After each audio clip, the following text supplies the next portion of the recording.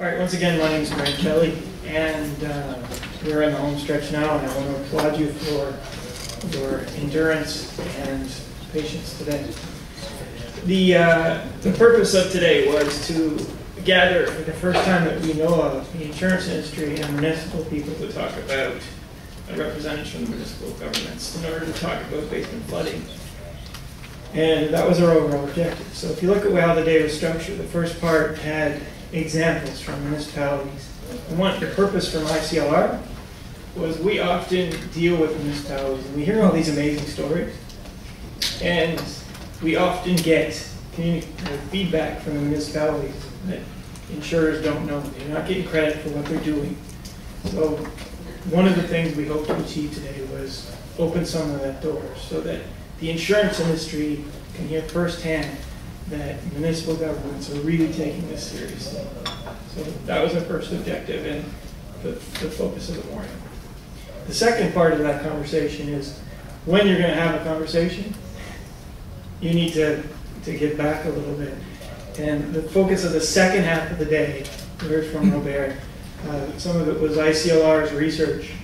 So the insurance industry is funding ICLR, and we're trying to take this seriously and give academic, real research. And Dan is leading some of that, Dr. Slonovich.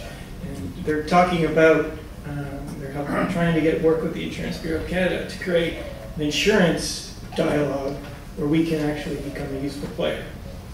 The final part of the day is now your chance to speak with insurers. And please treat the next 45 minutes as the thing I always wanted to talk to an insurer about is, please don't make me tap dance because it'll get ugly. But we brought up three of the best and brightest in the insurance industry, and yes, that is a blatant suck up. However, on our panel today is Carol Jardine. She is the Senior VP of Claim Services at TD Insurance. Carol is a stalwart at ICLR and the chair of our Insurance Advisory Committee. Next up is Len Matheson from Gore. He's also a claims person and a member of our Insurance Advisory Committee. And finally, we have Kevin Smart, Assistant VP at Aviva Insurance. And for those of you who don't know, I'm using the term underwriting claims. For our municipal friends, in an insurance company, there are underwriting people, and that's they set your prices and give you coverage. And then there's claims people. When you have a problem, they solve your problem. They don't always talk to each other, but usually they're So you may hear in the next little while, that's a claims question, or that's an underwriting question. But we've got both. So you're free to ask anything you want. So with that introduction, I would like to open the floor to questions. You're going to make me tap dance. I'll start. I don't want to see you tap dancing. How difficult? One of the challenges I see is we have all of this research, and it's very good research, but eventually the research has to come down and boil down into pricing and into actual underwriting decision making. How do you see taking this research and all the models and boiling them down into those actuarial figures and into those rates and into those actual acceptance or rejections of policies? I guess that puts me on the hook for this. So I think there's other examples of industry databases that are available in auto insurance. We have a vehicle rate group table that assesses the risk of different makes and models for collision versus accident benefits and so on. In property, we have a fire underwriter survey that assesses the ability of local fire stations to actually respond to fires, and so that data is available to insurers, and they use that as part of their pricing model. We would love to have, we have a product out there now that we're offering for sewer backup, but we are aware we'd like to have better data so that we can be more precise in the pricing. And I think that's where MRAC will lead. We'll have better data, and we'll be able to be more realistic in what we're offering in terms of pricing, give us more confidence in providing the product as well.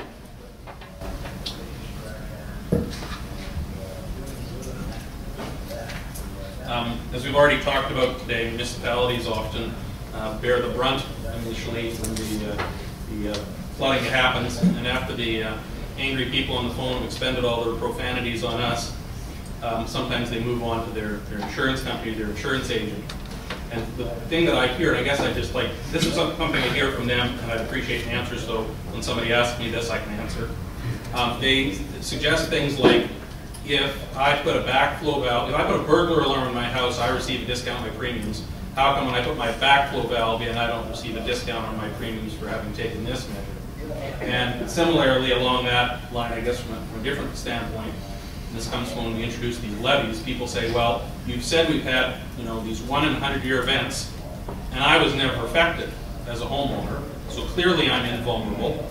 So why don't I see a decrease in my rate?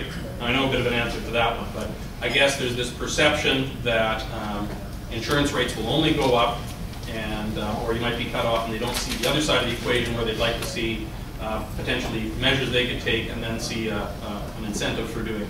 So maybe you can just speak to that, and I appreciate any help you give. I'll give you a break. Thank you. I'll take over backwater valves for a moment. I think Kevin was alluding to the fact that this is a learning for everybody. And the appreciation of the risk of basement flooding is still relatively new, the work that's being done. So many insurance companies are giving credits for backwater valves, those that have done the work, done the research, and decided that to discount the premium for that particular group, it's a worthwhile reflection of a risk reduction. So putting in a backwater valve is a risk reduction, we're prepared to give a credit. Unfortunately, people's expectations of that credit are usually much greater than we're ready to do. But burglar alarms, when people first put them in, did not automatically get a credit. So it takes time and evolution for us to follow the data, the empirical evidence, and get there. So backwater valves, I believe, over time, it will be a discounted item. It will be a competitive advantage. All insurers will look to it to give some form of credit. In those areas that are at risk, you won't get a credit if you're not at risk. So this data will serve to fulfill that. Number one. Number two, we do get the people who call and scream and say, what the heck's going on? And I've never had a claim in 20 years, and now you're denying my claim for overland flooding. And why are you denying my claim for overland flooding? So we always have to remind them that overland flooding is not an insured peril, and that doesn't get them very happy either, so that doesn't help us. But we also have the conversation that says, I've paid you $20,000 over the lifetime, I've never had a claim. Why are my insurance rates going up? And so I think both of us have the same conversation with society, that it is a spread of risk. And no, it might not be you this time, it might be you next time, but it is a spread of risk. And that allows us to offer this infrastructure from a municipality perspective, or this insurance from an insurance perspective. And it's not an easy conversation to have when people are standing in 3 feet of water. It's not an easy conversation to have. I don't know if that's helpful. That is, thank you. Others? I'd say probably our most vocal complaint from an insurance company claims perspective, our most difficult complaint is water. You know, we're dealing with the Slave Lake fires right now, another wildfire risk that ICLR is taking leadership on. The people that have been evacuated out of Slave Lake are pretty calm compared to the people that we talk to with water in their basement. I've been on more Twitter accounts and Facebook accounts in the last year over water claims than I have in my entire career. And it's people all complaining and swearing and saying nasty things about us because either they have a limit on the cover, or they're covered by the municipality and not by us, or that they're just angry that they finished their basement, they put $25,000 in there and they're not covered.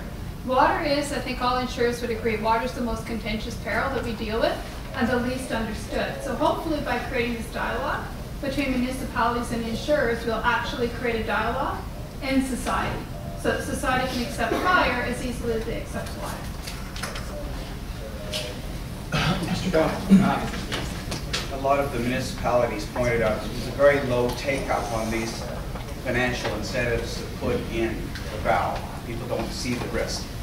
Have you tossed around ideas where insurers could reinforce these incentives and perhaps something like a condition. Well, you just had your insurance or your basement renovated, or you're planning it. We're going to cover you fully if you put the valve in, and if you're not, $10,000. That's sort of direct message that we want you to do this, or else we just can't afford the risk ourselves. So various companies have various eligibility, such as you suggested. It's often not discovered until a person goes to buy insurance. It's not the time of renovating the basement that we'll look into this. So there are restrictions on getting coverage, and in a high-risk area, we'll have a lower limit, or if you want a higher limit, you may pay a much higher price. So it's all driven by the limits that are available, the risk that we perceive in the area that you're in, and whether you've taken any risk mitigation.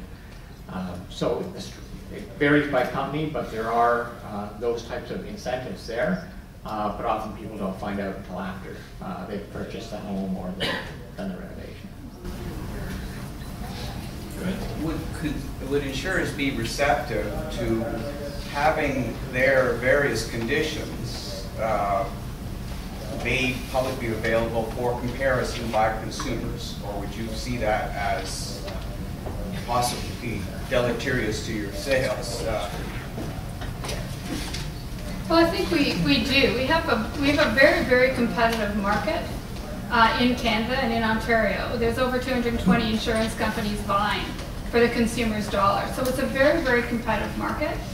I think most insurers are quite transparent, especially on their websites now, recognizing how many people do research as to what are the availabilities of different incentives, and every insurer has their own arena.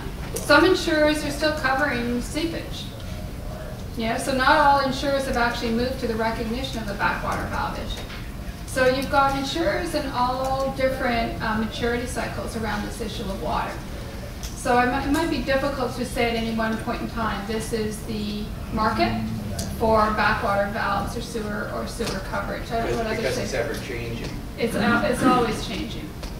And it could change by neighborhood just based on the last storm. But It does, yeah. But for the consumer to keep on top of it, it's very difficult. And the fact that there are so many competitors, how does the market work efficiently and produce positive results in terms of risk reduction unless people know about the potential impact on their lives that it could have? One approach to that is that encourage people to actually contact their insurance professional first, their broker or their agent, who can give them advice on what options are available to them. The direct writer wouldn't suggest that. We recognize people get their research in many forms. Insurers are interested in providing tips, just like what's been presented today, and getting it out to our brokers in different areas, as well as providing tips even at claim time and being able to help people through this experience. And I mean, why we are here and why the insurance community supports the the ICLR, is to get the messaging out and to create the research that's brought everybody together, to work with the municipalities and get the booklets out there. We've now edited the booklets down to what we hope is a more consumer-friendly format. I think you'll see many insurers using that consistent ICLR messaging created in concert with you, with the municipalities on our websites, to provide that as an educational tool. But we understand this, we are in process here. It's not a mature market as it is for fire, where we have this, all the data has been captured for a number of years and people are comfortable. This is we're on a learning curve. But I think the booklets that ICLR and the municipalities are distributing, I think we are creating that awareness, and with that awareness, we'll create the market. I'm interested that, there's basement flooding, but there's other impacts due to extreme weather on various homes and businesses, etc. What extent is the insurance industry communicating to other sort of non-municipal groups that supply infrastructure? So for instance, if we have a massive failure of electrical supply or a massive failure of telecom,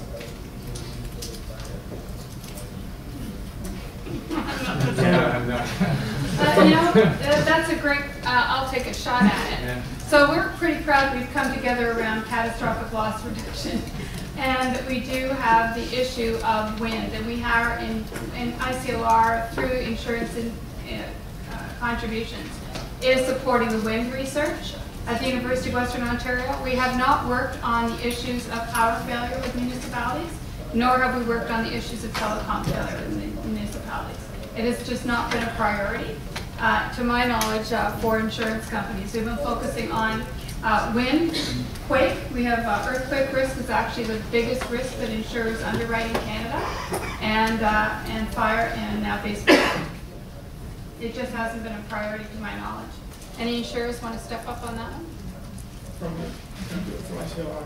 Okay. From an ICLR point of view, one of the things that we do is encourage investments through the university networks, and we've been encouraging the body disaster research group to go on.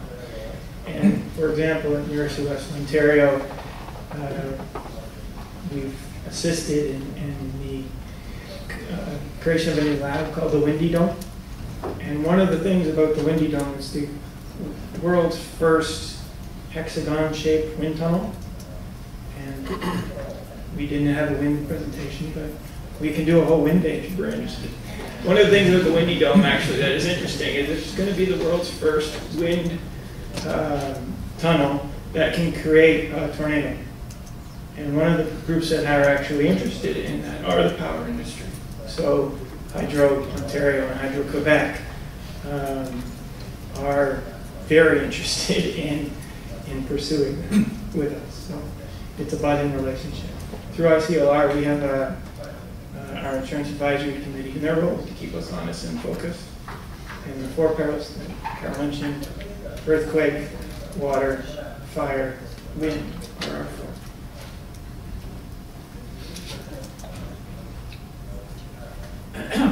Excuse me, I'm going to set a bit of a backdrop and then I'll lead into a question. The backdrop in a Toronto context, going back to the early part of my presentation, everything that we do in Toronto that is wet related is paid for through the sale of water.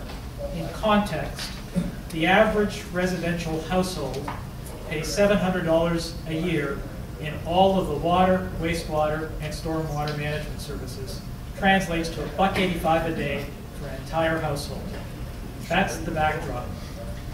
The priority on the ground running at a municipal level is providing core services, ensuring that we can provide safe and reliable drinking water and the collection and treatment of wastewater, and then we've got the stormwater management for what I would say normal conditions, not the extreme. That's our core business. One of the things we struggled with is what would be the level of investment that a city should be making to reduce the risk of basement flooding in a given community. So you heard my presentation. And it was a real struggle. It still to this day is a struggle because $25,000 per household is extreme when you consider what we're gaining by way of revenue from that household. And it's not just directed to stormwater, it's for all of those water services. So huge return on that, prolonged return on that investment that we're making. That notwithstanding, we have an obligation to deal with the problem.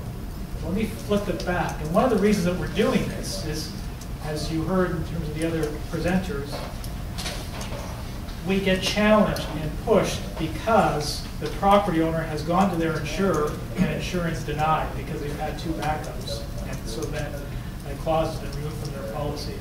So it basically has forced the decision or forced action on the municipal end. Well, all things being equal, we may have let things lie and dealt with other burning priorities. So back to you then. Here's the question. How do we get to a common reference point of establishing what your acceptable risk is from an insurer standpoint, and that we at the municipal end have an understanding of what risk we should be designing for that would allow you then to provide a reasonable and affordable coverage for that risk? That's a great question. My first answer is you get about $700. We get about $700. I thought that was a funny number you picked. So we get about $700 to insure a whole house, and it burns to the ground. The contents are gone. It's worth about $1 million in Toronto by the time we finish off those claims, and we get about the same amount of money. That's our annual premium in Toronto is about $700. I thought it was interesting. And our core business is prudently underwriting claims and prudently underwriting risks and paying claims. That's what our core business function is here. Sure, and I think the other element of that is if you have a risk and 2 sewer backups, and you insure that, you're really asking all your other policyholders to subsidize that next claim that is going to occur. That individual is not going to pay their fair share of the risk premium. But, okay, so respectfully, the answer to the question then is how do we get to a point where we can work together to an established, predefined level of risk that both parties can accept on a go-forward basis? What would be the frame of reference that we use to assess that risk? Maybe ICLR could do a survey of insurers to say, and not only or whatever, what is your eligibility? If you were interested in that, and you could understand which type of risk would be ineligible for sort of backup coverage, and you could use that to prioritize your options. Is that what you're looking for? So let's take the fire underwriting study and put it in that framework, right? At one point, some communities who didn't have fire stations, or if a community has a public fire, a municipally owned fire station versus volunteer, or they don't even have a fire station, that community pays a higher cost of insurance than everybody else. Because that information is communicated to insurers, we all accept the risk. So if the 3 of us decide to insure homes in that community, we all load it with a similar loading of risk because of the lack or good fire prevention.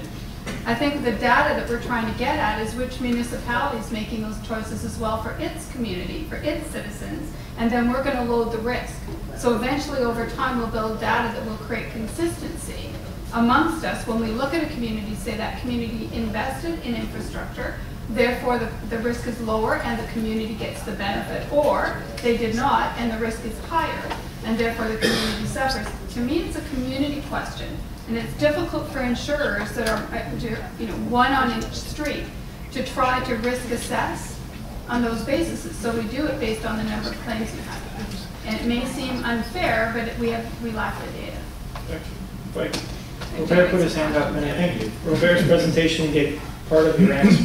Yeah, exactly. And this is essentially what MRAD is trying to achieve, is to determine a standard way of measuring the risk of infrastructure failure. And this is why it was so important, for instance, that the MRAD tool allowed the municipality to input the changes as that risk material changes. Now, each individual insurer has a different appetite for risk. Each company is going to make its own determination of what is the threshold of risk they're willing to take. But what they need in order to make an informed decision, business decision, you need to have an objective way of knowing what is the risk of that community. And that's what part of the rule that MRAD wants to deploy. I just would like to share one kind of idea that's not related to basement flooding, but maybe is the way of, think, and that's flood insurance in UK. And the way how the flood insurance in UK is working is actually a partnership between the government and the insurance industry, where the insurance industry determines what are the requirements that the government should put in order to provide insurance. So that could be possibly the way how this dialogue can lead to the kind of reference that you are looking at. That you actually get from industry point of view what is required so that we can put the money in and provide that insurance, and then the municipalities can assess how much they can or what they can do. Right. The big but that I have to put on the table is we have asked for an appetite at an international level for Canada to offer flood insurance. It's work that ICLR was instrumental in funding, as you know. And we do have one global reinsurer who's trying to champion the cause. It's very difficult in light of all of the catastrophes around the world right now to get an increased appetite for flood insurance. It doesn't say it won't happen. I'm not pinning all my hopes on it. I didn't want to say that. I didn't want to go into that direction. I was just using that dialogue, the way how the UK is maintaining the dialogue as a possible answer, how this question can be addressed in the, in the area of basement. Okay. That the insurance can kind of determine what are the kind of physical requirements that the local government should provide in order that that becomes, product that industry can offer. Right. Agreed. You want to? Yeah, it's just, I want to simplify it down to the absolute bare minimum, because we've got the tools. We need to decide in terms of what are some of the assumptions that feed into the tools, but what is the allowable risk to which the insurance industry, and I'll at that level, that they are prepared to insure. What is that? What's that value equal? Because at a municipal level, we can do the analysis, and so we've got the tools to establish and identify what the upgrades are needed to achieve that level of risk. And then it becomes, from my standpoint, it's a political decision. Is it $25,000 per household, or to achieve that acceptable level of insurable risk, are we looking at something more in the order of $100,000? Because the analysis that we've done in Toronto, $25,000 in a Toronto context, so far as buried infrastructure is concerned, doesn't buy a heck of a lot. And yet it's a significant investment when you take a look at the revenues that we generate per household. We've also floated the idea of an area-specific charge. So if you're in a high-risk area, what that is demanding of this huge infrastructure investment is to actually look at a local area charge. Now there's that political appetite because the premiums from a water rate or stormwater charge, or however you want to draw those revenues, is going to be huge. But that's something else in our potential financial toolbox we have available. But I think the starting point is what's that level of risk that we know a homeowner can purchase insurance for. I think we go back to Kevin's initial suggestion then, which is perhaps ICLR can undertake some form of research or risk appetite conversation, or we can have it within the insurance advisory committee. Write it down. I mean, I'm prepared to, as the chair, to take that back to the insurance advisory committee and say, how can we, I mean, you're asking a very straightforward question and we don't have, it's an easy question with a difficult answer. So. I think what's good about this session here today is that municipalities, insurers, and experts in technical side are here today in discussing this topic, and for us to understand what municipalities are doing is very important to the insurance industry. So it helps with that connection there. Or it's not about me, but I spent a decade at IBC representing insurance companies, and you said the word insurance industry. They fight tooth and nail and they don't talk to each other. There is no single voice for insurers, and that's part of what the problem is. It's not a problem, it's just a reality. There are 200 companies represented, competing. Each of them make their own decisions. Each of them wants to be different, and they're all smarter than each other, and it's always the other guy who's causing the problems. That's just the way the reality of the marketplace. And if we do come together, then the government regulators usually think that there's something terrible going on. So we try actually not to. This is a rare event. Well, we're allowed to get together, we're just not allowed to talk about future prices at all. So that violates the competition law in Canada. So at ICLR, we can't bring the insurers into a room and say, why don't you charge this? Because we're not going to jail. That's the law. I didn't mean to kill the conversation. Just scared everybody that works for an insurance company.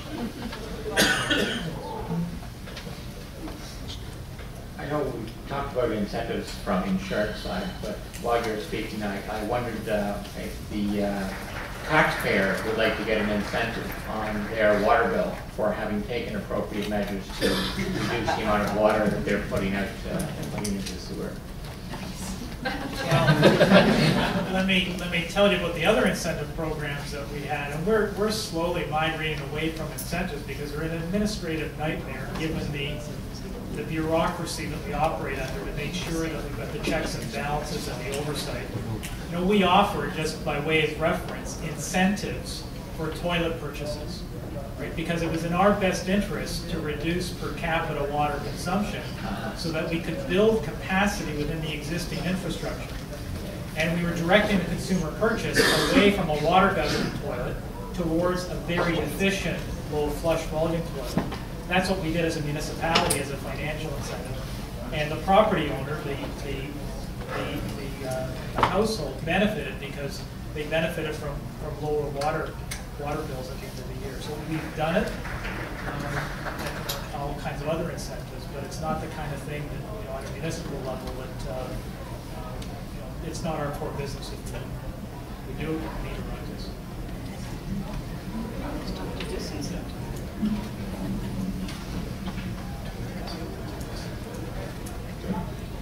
So, just start to tap into a tiny bit for the question here.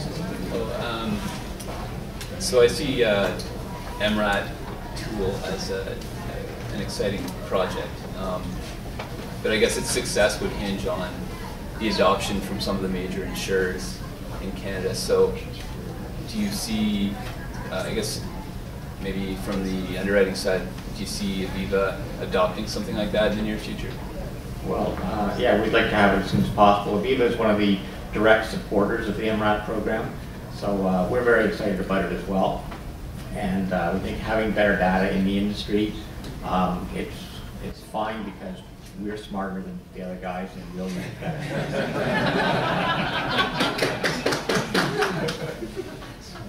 Everyone, if you look around, the insurers are just smiling.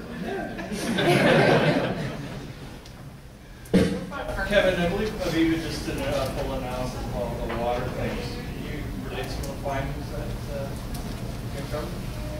Oh, sorry, you want all the Aviva water claims analyzed? I mean, we've had...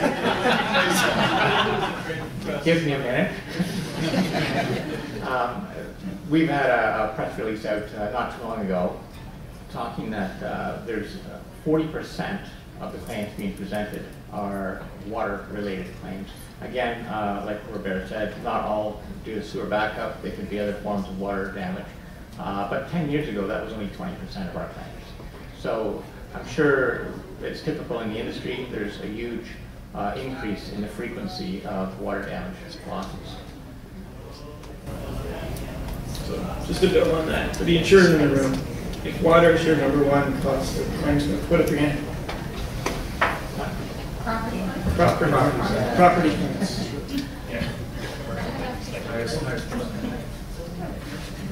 So there was quite a few hands. That's why we're here. That's why. So I think there was a line earlier from one of the municipal folks that before we used to call a water meeting and no one showed up. Well, we used to call water meetings and no one showed up, and then this time we had a room full. All right. Any other questions? Well, I'll ask. I guess something a little maybe easier to think about. Is there a way that you think it is possible for insurers to start, as we were talking about earlier, to start providing at a municipal level, municipal information, maybe information on local grant programs and things like that? Say, for example, I don't know if it's practical or not, but through policy renewals, we send brochures out. If somebody makes a claim, you let them know about local programs. Is that something practical? Yes, that's possible. It's being done. Yeah, it's a good idea. It's a good idea, and some of it's being done. So can we start are all you guys doing that, or is it for everybody? Why don't we just say that ICLR could encourage insurers to take more proactive measures of including information on renewal. I'll read that one down too. I had a question that was based on, a couple times you've mentioned fire. panel. And I don't know if it was here or somewhere else, but water is the new fire risk for the insurance industry. And for those of you not in the insurance industry, what you actually buy when you buy home insurance is fire insurance with other stuff on it. And legally, it's a fire insurance policy plus whatever the insurer throws in. So from an insurance point of view, water is now more important than fire. So you mentioned the fire underwriting survey, but as the market matures, what are the tools that you have currently for fire risks that don't exist for water risks? Is there any? Can you name 2, 3? I suppose we discussed the fire underwriter survey. It's a service for those who don't know that goes around to the various fire stations and municipalities and checks that they're fully equipped and have modern equipment, that their hydrants actually put water out. And they rate the municipalities and the fire stations. And they've been going through a big upgrade service to be more accurate. That answer your question there? Yeah. Any other tools that you have for fire that you wish you had for water? No? Okay. Actually, I've already known you and there's new hands. Go back to it. I just want to build on that last response that you just made. As some of you may know, the province of Ontario has brought in emergency management legislation. So since 2003, all municipalities are required to have an emergency management program, not only fire departments, but they have to have an emergency management coordinator, identification risk assessment, a response plan, training, education, annual review, program committee, public education. It's a whole rounded program. Municipalities are engaged in this, and have you seen improvement? Have rates come down? Do you assess whether the municipalities have such a program in place outside of just fire? Can I ask you a question? How would you see, just so I understand, the emergency management response of the municipality, how would that mitigate risk? So how, that's they what have a plan, they have annual exercises, so they're more prepared, their capacity is there. So after a large event, such as a large fire. Could be a fire, could be a power outage, could be a flood, could be the Lambton County snowstorm that they had. They were able to respond much faster and better. Right. So when you're asking the question where my brain goes, and that's why I'm asking for some help, is all right, the loss has already occurred. Where's the risk mitigation that reduces the risk or reduces the amount of the loss to the underwriter or the insurance company because of those techniques? And that's what we think about. If we were going to use that, I don't know of anybody who does, use that as an underwriting criteria for a community. That's what we'd be looking to say is, did that reduce the water damage? Did it reduce the fire damage? Well, that's what I guess I'm asking. The state of readiness is there. The state of readiness. I hear. I ignored you earlier, so I'll go back to you. Well, it's just a basic question. I'm just curious because somebody had said that while you underwrite water damage, sewer backup, you don't underwrite surface flooding or overland flow damage. And I'm assuming that's because that's a much higher risk proposition, or is there another reason for it? The federal government actually does not license us to underwrite residential overflow of water from another body of water. So it's a risk that the federal government has decided for federally licensed insurance companies. It would be too big a risk for an insurance company to bear. But if I'm in the interior of a city, nowhere near a water body, but it's overland flow, storm water. We're not licensed to write overflow water from another body of water. Natural body but of water. the body is Yeah, could be like a river, right? No, you're talking about surface water. Well, if you're in result of heavy the rain bottom or of that something. soup bowl, and so if you didn't have a sewer backup, but you had water coming in through your window wells and damaged, it's storm water, it's clean relatively. You couldn't underwrite that damage. Nothing that's determined to be flood. And nothing that's determined to be flood is the legal language. We're not licensed to write flood. That's the question that the doctor was putting on the table, that in the UK they do underwrite flood in concert with the government. And the answer for Canada, I know the reason. I mean, the answer for Canada is basically that the population that lives within the areas that may be affected by flood is so small that basically you cannot spread the risk enough to claims that, will be very high. That's you cannot spread the risk, insurance, use the insurance to spread the risk to those who don't live, close to the rivers and not be affected by flood. That's the justification. Just to build on that, it's like if you're in the soup bowl, to take that analogy, if you're on the edge of the soup bowl and you've never had a flood and you're not going to flood, why would you buy it? Why would you pay any money for it? If you're at the bottom of the soup bowl and you know you're going to get flooded, you're willing to buy it.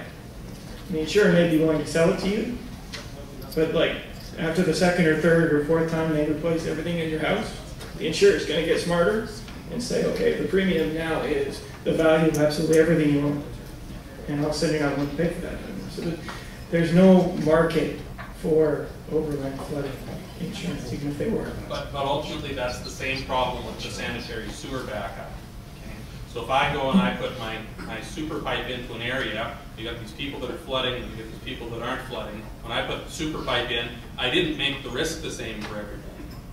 I rose everybody up. So now it takes that much more water before this basement's going to flood. But that basement's definitely going to flood before this basement floods. So in my view, that the soup bowl, and I'll use the Saskatchewan analogy, we call them prairie potholes. It's the same problem.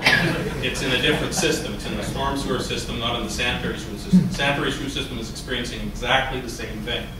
It's just a different mechanism of sewers that's causing it, and the risk for that bottom person on the bottom of the prairie soup bowl is going to be the same, is going to always be different than the person at the top.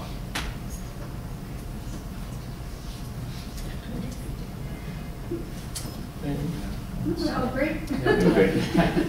So take that back to the emergency preparedness question, and essentially I think now municipalities now have to be compliant with the CZA 1600. The way that would reduce your risk is, one, if you're evacuating people out of an area and essentially there was fire or flooding or whatever, the fire and the flood would not affect nearly as many automobiles because they'd be able to get people out far more quickly, and the vehicles would not become trapped and destroyed. If you've got, say, something like sunshine propane explosion, the people would be able to be evacuated out. Second of all, the emergency responders would be in there that much more quickly and would be able to handle these particular risks far more effectively. You don't have a problem with fire spreading. If you're dealing with an earthquake situation, less risk of fire following. If you've got a proper emergency management organization, not only does it save people, but it also does tend to reduce the property risk. So something like being CZA compliant might mean less of a risk for the community, as that's just topping what you would do when you went out and looked and saw the fire departments were essentially doing their job. So it's one extra layer that ties into that. Thanks. Yeah, we can understand how that would reduce some of the exposure and the loss exposure, as well as it would enable us as claims people to get in there sooner to help out. Exactly, because insurance in many ways is private emergency management. That's correct. Normally when you evacuate people out and you have to put them in, say, shelters, right, the people that go to the shelters are those who can't go to the hotels or friends or whatever. Well, if they're going to hotels or friends, they're going to be coming to you for the expenses. So you're private insurance, or essentially private emergency management. We're doing that right now with Slave Lake, right? We're seeing federal and provincial government stepping in, and insurers as well, Slave Lake. As the percentage of claims related to water has risen, have any other types of claims fallen in real terms? The proportions will have changed, but in real terms, are you seeing fewer fires? Are you seeing fewer other types of risk? Thefts, I think. Theft. I think theft claims. Is that, there's a lot of people in the industry here, that's probably what comes to mind. Crime for us is down. Oil spills are up.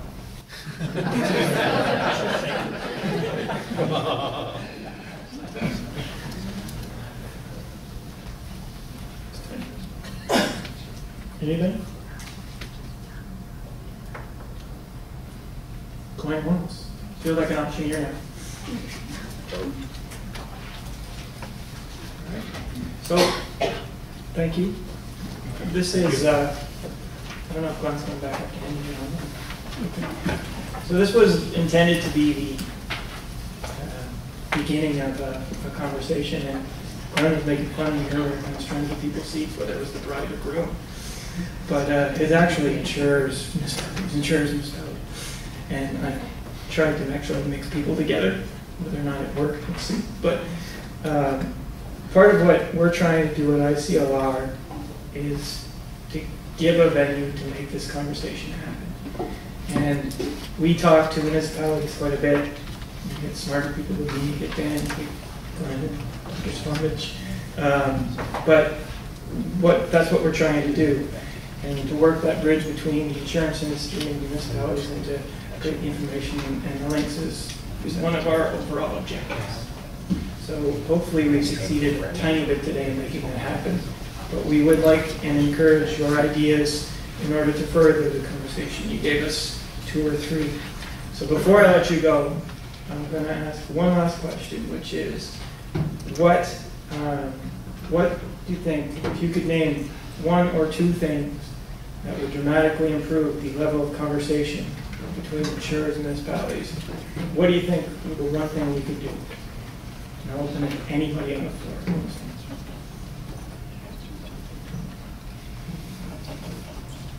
Complete clients means you either really want to go home or nothing. Thanks, Sean. Excuse me. From my standpoint, this has been a great day.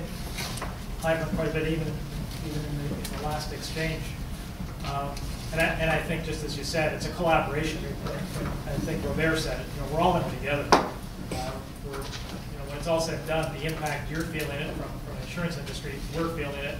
We're usually the front line and receive the irate phone calls. But I think more of this in the future, I think, would be well served for both campuses. So hats off to ICLR for organizing. We look forward to more of this in the future. Well, thank you very much.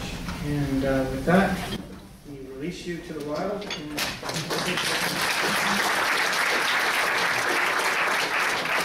One last thought before you go is if you look at the window, we've solved the problem because it's not releasing.